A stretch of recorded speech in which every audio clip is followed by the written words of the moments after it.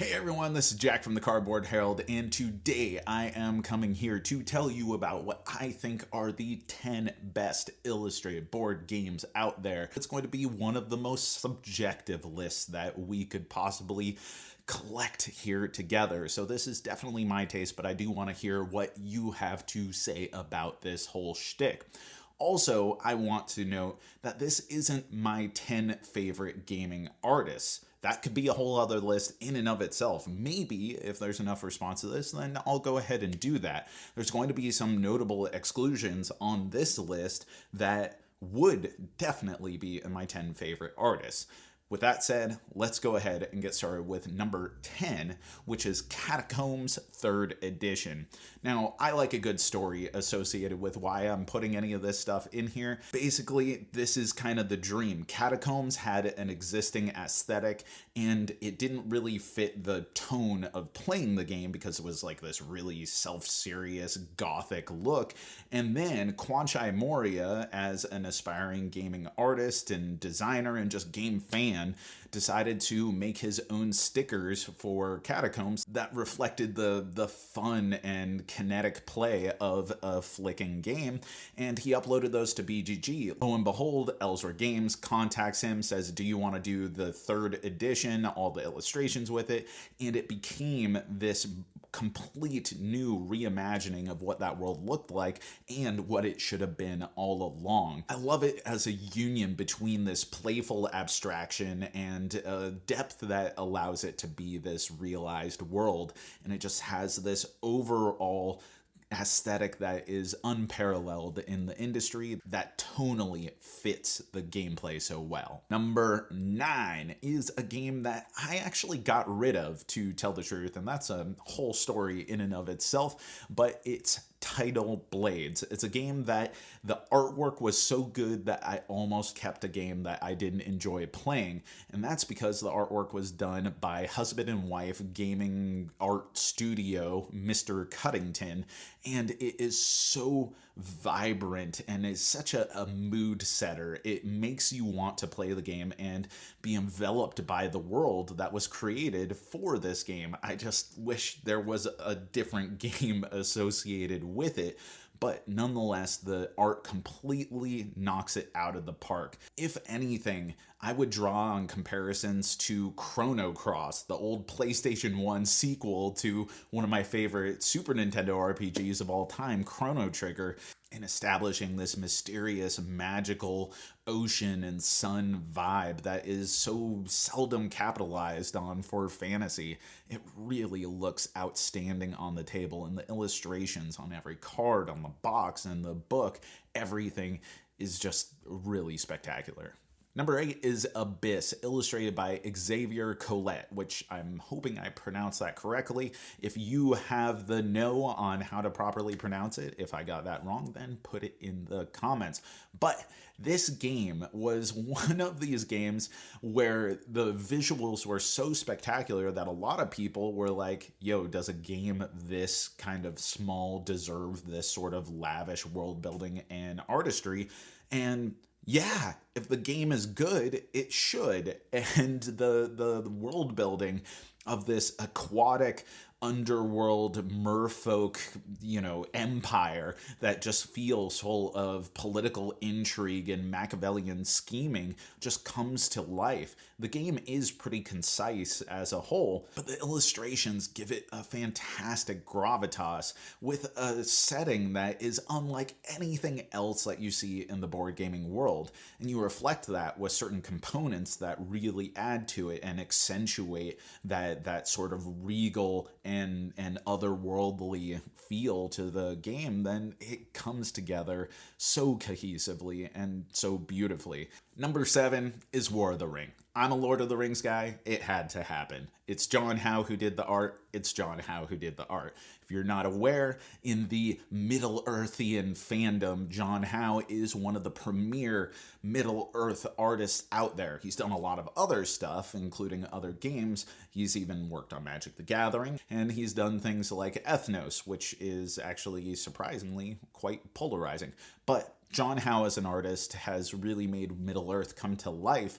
And it is hand-drawn artwork that does have a certain old school feel to it. And that isn't to say that old school or new school or different mediums are inherently better than one or the other, but it does give it a sense of identity, an older feel, almost an antiquated style that is befitting of the Lord of the Rings, which, given how much War of the Ring understands the very nature of Tolkien's world, just works all that much better as far as illustration goes. Number 6 is Wingspan, which is a group of 3 artists: Natalia Rojas, Ana Maria Martez Jaramillo, and Beth Sobel. Had to refer to my list for that one. And again, if I got any of those pronunciations wrong, then please correct me below, because these people, these amazing artists, deserve to be recognized for their incredible work. Rarely does a board game come along where a piece of artwork in it feels like something that I would just want to buy a print of and frame on my wall, which is fortunate because you can do that with Wingspan. Many of the illustrations are available. It's a game that, by nature of it being a whole different theme and aesthetic and vibe than almost anything that precedes it, it has this alluring nature. You put it on a table and you can interest so many people who aren't even normally interested in board games just by looking at what's going on here. I mean, clearly it's going for like a Sibley's book vibe, where this is a scientific text or some sort of text that you're referencing for all these different species of birds, and it has all the different data associated with those birds, which is either mechanical or flavor or both. And it is really just a beautiful and striking game, independent of all the components, all of the lavish eggs and the illustrations on the boards themselves. Just looking at one bird after another is really inspiring, and it's something that I love to engage with every time that I play. So yeah, you could say that I think it's one of the best illustrated games out there. Incredible. Number 5 continues my potential mispronunciation trend, and a second in a row for Stonemaier Games, and that is Jakub Ryszalski's artwork for Scythe. Again, a great story associated with this. I've actually interviewed Jamie Stegmaier in relation to Scythe several times over the years at this point, which you can find historically on the channel or on our podcast channel. That's neither here nor there, but the story goes that the artwork by this artist for this existing world had been put up on Kotaku, and Jamie happened to be looking at all of the different articles on Kotaku and came across this and was like, that world needs to be a board game, and brought it to life. I honestly think that Scythe would not nearly have been the hit that it is without that dour and gray looking artwork that feels so stern yet also incredibly interesting. Like you look at that world and you see what feels like traditional early 20th century acrylic landscapes, yet in it are mechs hanging out in the backgrounds, and there's all kinds of militaristic intrigue going on. It really is a completely different vibe than almost anything out there. And one of the magical things about the game is how well it both captures and subverts your expectations. I think Ryszalski's artwork is such a huge contributing factor to what was Scythe as a pivotal point in Kickstarter and just tabletop games in general. Number 4 is Andrew Bosley's illustrations for Everdell. Again, personal preference is going to lead into this. I was a bit of a Redwall nerd when I was a kid, but nonetheless, the vibrance and warmth that Bosley puts into his games, and in particular Everdell, is just inspiring. It is a cozy blanket of illustrations, magnificently done in order to make you feel like you are snuggling up with the game as you play. There's a ton of personality varying from critter to critter to critter that gives it a lived-in world feel, and you can really imagine what all the different dynamics are between the different buildings and the different critters, and what all these relationships are and what they are to the Evertree itself.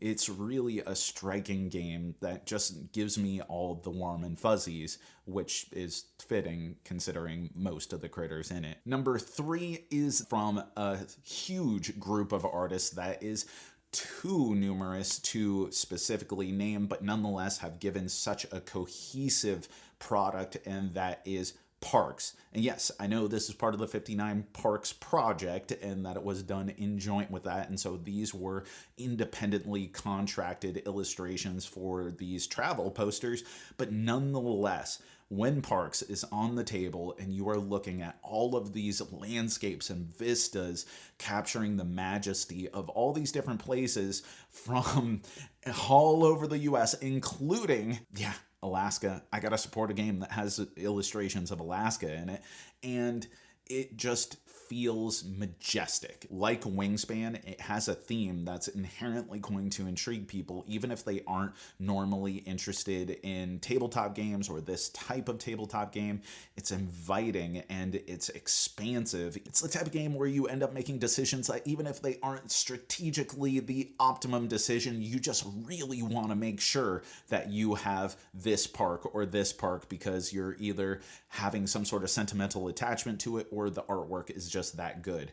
And like I said, in spite of having so many artists, the cohesive look of it as an entire package allows me to include this in this list, whereas other games that have some of the highest highs of artwork, whether it be Magic the Gathering or Arkham Horror, the LCG, whatever it is, because it doesn't feel nearly as cohesive, ended up dropping off this list. But that's my own parameters, maybe not yours. Number 2 is Lewis and Clark. This is the first time that a board game has just had me sitting and looking at the illustrations over and over and over and over again.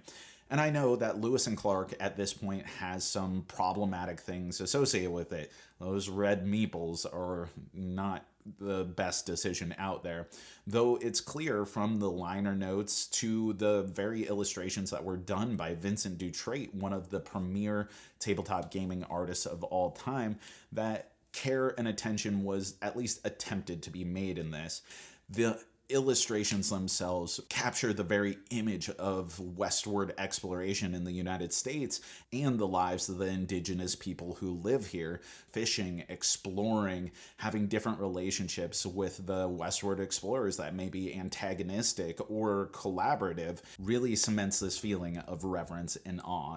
Which brings me to number 1, which is Oath, because of course it was going to be Kyle Farron. If you watch anything on this channel, you knew that I was going to pick something, and yeah, it was very hard for me to choose between Oath or Brute, or Fort for that matter, or Vast, or, basically anything that is put out there. But in particular, Oath is one of the best realized worlds that feels so foreign and unlike anything that I've seen in the past, in spite of me having immersed myself in fantasy and sci-fi and historical fiction for as long as I've been alive. And yet the color choices, the lighting choices that are done, the creatures that are illustrated, and how those characters are these cutesy caricatures that are so playful and inviting, but at the same time have that feeling of lost antiquity to them. There's a solemnity to the entirety of Oath that gives it a feeling unlike Root or any of Kyle Farron's preceding games. I genuinely think it's the magnum opus of Kyle Farron's illustrations to date, and I know that he's going to continue to press himself to come up with new and imaginative worlds, but Oath feels so singular, like it has existed 10,000 years back, and that civilization will continue in turmoil and upheaval and changes and collaboration and alliances for 10,000 years in the future. So befitting the entire concept of the game and providing one of the richest original worlds that we've seen to date. What an amazing game. And that's it. That's our list. I hope that you have some of these on your own list, but also I want to hear your beef. If you disagree with any of this, then let us know. I want to know what are the best illustrated games that we didn't include. And as always, thank you so much for watching. I've been Jack for the Cardboard Herald.